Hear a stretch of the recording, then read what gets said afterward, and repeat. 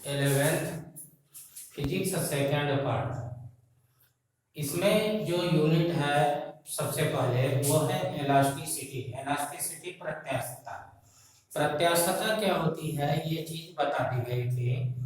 प्रत्यास्थता कि किसी वस्तु पर जैसे विरूपक बल लगता है तो उस बल आकृति आकार बदल देता है। बल हटाते ही वस्तु पूर्वावस्था में आ जाती है या आने का प्रयास करेगी। प्रत्यास्थता विरूपक बल ये डिफॉर्मिंग फोर्स होता है। उसके बाद आपको स्ट्रेस बताया गया, स्ट्रेस की टाइप। अब एक अलग फिजिकल क्वांटिटी हम लोग लेंगे, वो है विकृत। विकृत स्ट्रेन। विकृत क्या होती है? ये स्ट्रेन। ये वास्तव में जो होती है वस्तुओं पर जैसे विरूपक बल लगा, विरूपक बल लगता है तो उसका आकृति और आकार बदल जाता है। अब हटाते ही उसको ये आ जाती है पूर्वावस्था में। तो वस्तुओं के आकार में होने वाले भिन्नात्मक परिवर्तन को विकृत कहते हैं। वस्तुओं के आकार में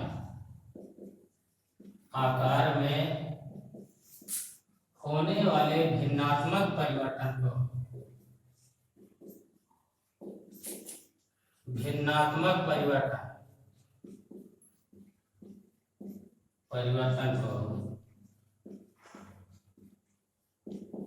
विकृति कहते हैं।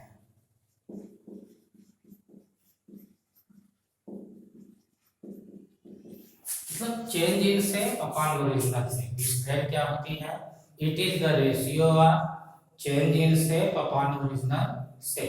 आकार में परिवर्तन बटा प्रारंभिक आकार, यही विकृत होती है। इसका मात्रक भी नहीं होगा रेशियो है तो ये, और ये बीमा विहीन भौतिक राशि है। मुख्यतः ये तीन प्रकार की होगी। जब एक अनुदैर्ध्य विकृत। अनुदैर्ध्य विकृत क्या होगा? लंबाई में परिवर्तन बटा प्रारंभिक लंबाई। उसके बाद आपकी आती है आयतनात्मक विकृत। जैसे किसी सिलेंडर में बंद गैस है तो उसके आयतन में परिवर्तन बटा प्रारंभिक आयतन। और एक होती है अपरूपण विकृत, जो इस पर रेखीय प्रतिबल था उसके कारण जो होगी, अभी बताते हैं इसको। तो विकृत मुख्यतः ये strain are mainly three type. विकृत निम्न तीन प्रकार की होती है। ये तीन प्रकार की होती है। Strain are mainly three type. First अनुदैर्ध्य विकृत। ये अनुदैर्ध्य विकृत। अनुदैर्ध्य विकृत क्या होगी? It is the ratio of change in shape upon original shape. अनुदैर्ध्य विकृत ये होती है लंबाई में परिवर्तन। लंबाई चेंज इन लेंथ, ये परिवर्तन अब बटा प्रारंभिक लंबाई। ये प्रारंभिक लंबाई मतलब change in length upon original length, ये स्मॉल एल अपॉन एल। और दूसरा जो होता है आयतनात्मक विकृत, वॉल्यूमेट्रिक स्ट्रेन। आयतनात्मक विकृत। आयतनात्मक विकृत क्या होगी? ये तब हो जाएगी आयतन में परिवर्तन। जैसे ये कोई सिलेंडर है, ठीक, और सिलेंडर में गैस भरी हुई है। अब इस पर प्रेशर डालेंगे तो आयतन में परिवर्तन हो जाएगा। ये होगा चेंज इन वॉल्यूम, आयतन में परिवर्तन। ये परिवर्तन अब बटा प्रारंभिक आयतन। ये प्रारंभिक आयतन। तो प्रारंभिक आयतन ये हो जाएगा डेल्टा वी अपॉन वी। इसमें भी बीमाएं ये इनकी नहीं होंगी। अब तीसरा जो होता है इसको बोलते हैं अपरूपण विकृत। अपरूपण विकृत ये देखिए, ये कोण होता है केवल। कोण भी 4 बटे त्रिज्या होता है बीमा विहीन। कैसे? ये इसको ऐसे समझिए, ये जैसे है, ये कोई इस पर स्पर्श रेखीय बल ये लगा, तो ये जैसे ए और बी है, ये सी डी तो फिक्स हो गया। ए इस जगह पर आ गया ए डैश, और बी इस जगह पर आ गया बी डैश से होकर के। तो ये जो कोण हुआ यही होती है अपरूपण विकृति। ठीक, प्रत्यास्थता संबंधी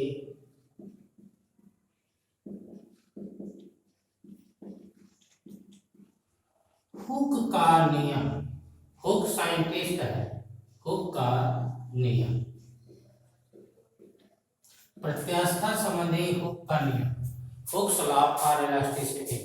इनका यह है विद इन इलास्टिक लिमिट, मतलब प्रत्यास्थता की सीमा के अंदर ही रहेंगे। स्ट्रेस प्रतिबल is directly proportional to strain. Within elastic limit stress is directly proportional to strain, मतलब प्रत्यास्थता की सीमा के अंदर, प्रत्यास्थता की सीमा के अंदर, सीमा के अंदर विद इन इलास्टिक लिमिट, अंदर प्रतिबल विकृति के समानुपाती होता है, विकृति के समानुपाती होगा।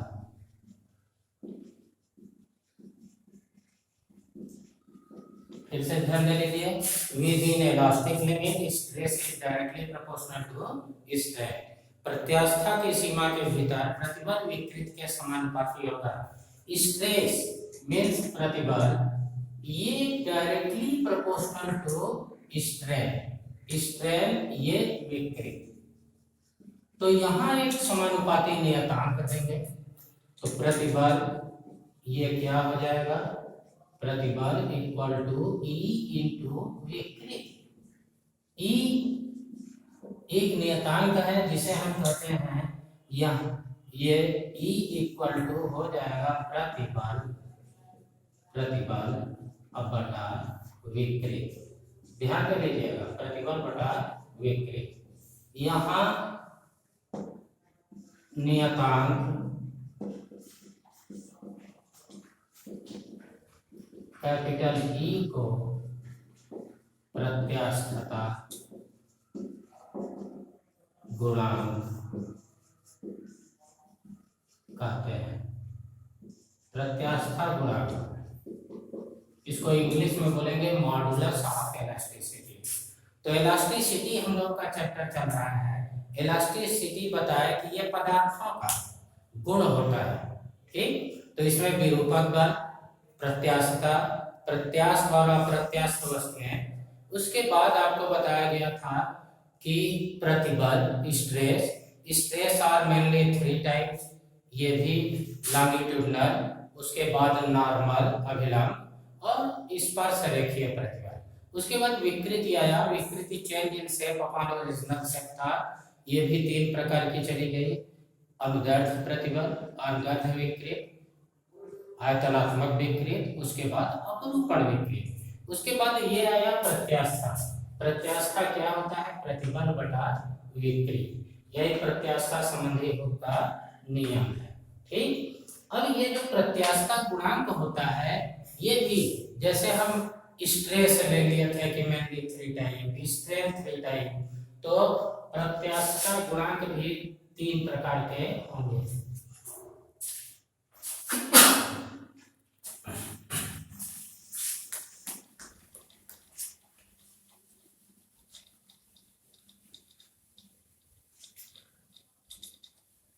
प्रत्यास्थता गुणांक, प्रत्यास्थता गुणांक निम्न 3 प्रकार के होते हैं,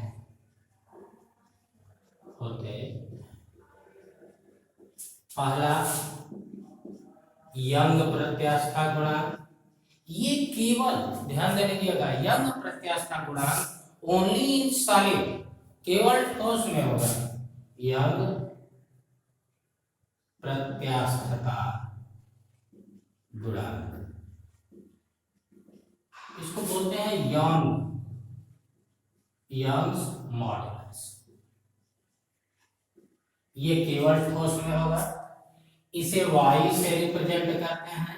ये क्या होता है, ये होता है अनुदैर्ध्य प्रतिबल। बाद में एक को एक्सप्लेन किया जाएगा अनुदैर्ध्य प्रतिबल अब बटा अनुदैर्ध्य विकृत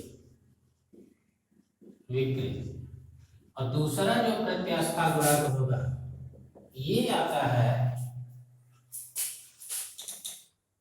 ये आयतनात्मक प्रत्यास्थता गुणांक। इसको इंग्लिश में बोलते हैं बल्क मॉडुलस। बल्क मॉडुलस तो ये बी से जनरली ले लेते हैं। ये होता है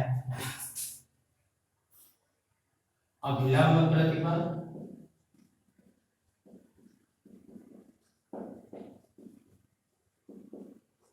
बटा आयतनात्मक विकृत।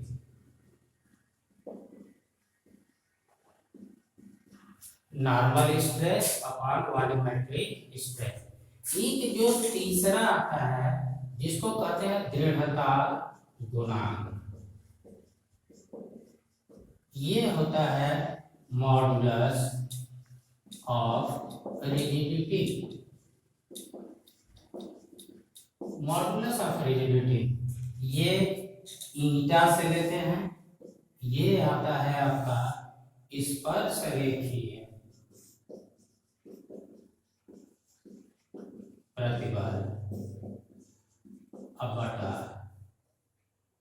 अपरूपण विकृत। ये तीन तरह के ये हुए, तीनों को बारी बारी से हम लोग एक्सप्लेन करेंगे। इससे पहले हम लोग लेंगे प्रतिबल विकृत वक्र। थोड़ा सा देखेंगे कि स्ट्रेस और स्ट्रेन ये किस हिसाब से ये इनका, फिर से ध्यान देना। हुक के नियम के अकॉर्डिंग ये आया कि प्रतिबल विकृत के समानुपाती होता है प्रत्यास्था की सीमा के भीतर। उसमें आया आपका ई समानुपाती नियतांक जिसको प्रत्यास्था गुणांक कहते हैं, उससे ये तीन प्रकार का हो गया। ठीक, अब देखते हैं ये तीन प्रकार की प्रत्यास्थताएं हमारी होती हैं। अब देखेंगे प्रतिबल विकृत वक्र।